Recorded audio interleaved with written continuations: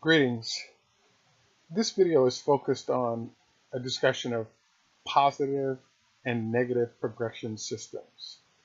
So in the first video in which I discussed betting progressions, I explained that the problem you run into is the same bet will cause you to lose all of your money.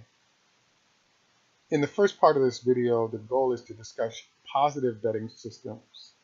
In the second part of the video, I'll discuss negative ones, and then look forward to number of views as well as input to figure out the degree to which I should continue in this discussion.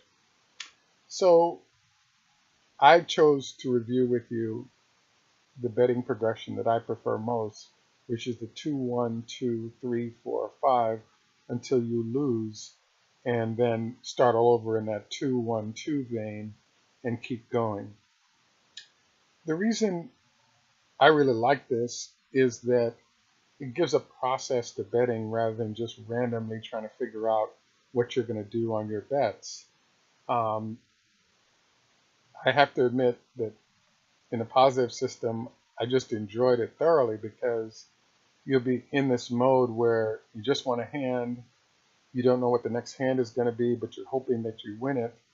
And if you do, you kind of get into this mode where you'd be saying, oh, I wish I had either bet the same or more, given that I've now won this follow-up hand.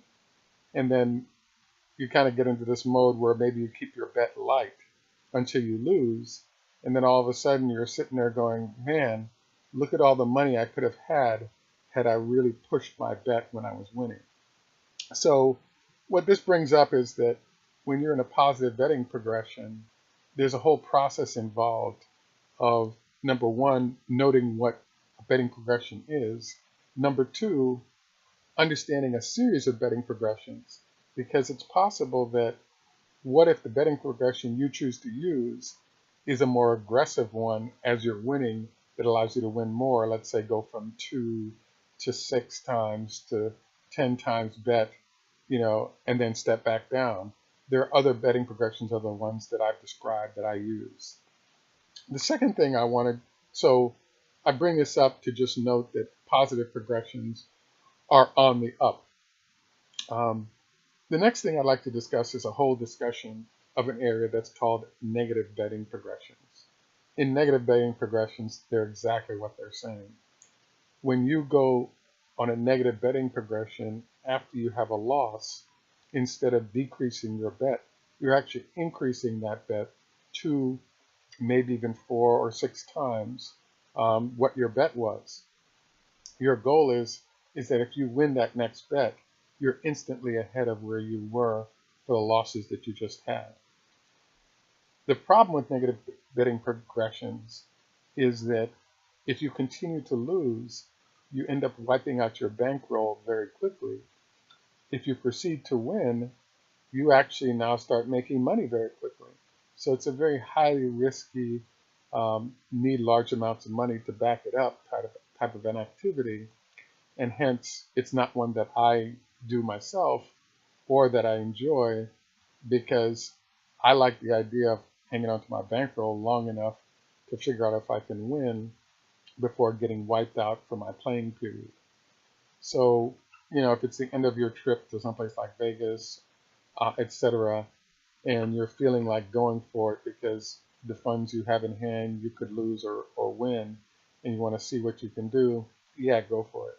But I tend to avoid the negative betting progression process because I believe it has the potential of wiping out all your cash too quickly, and therefore makes it an unappealing option.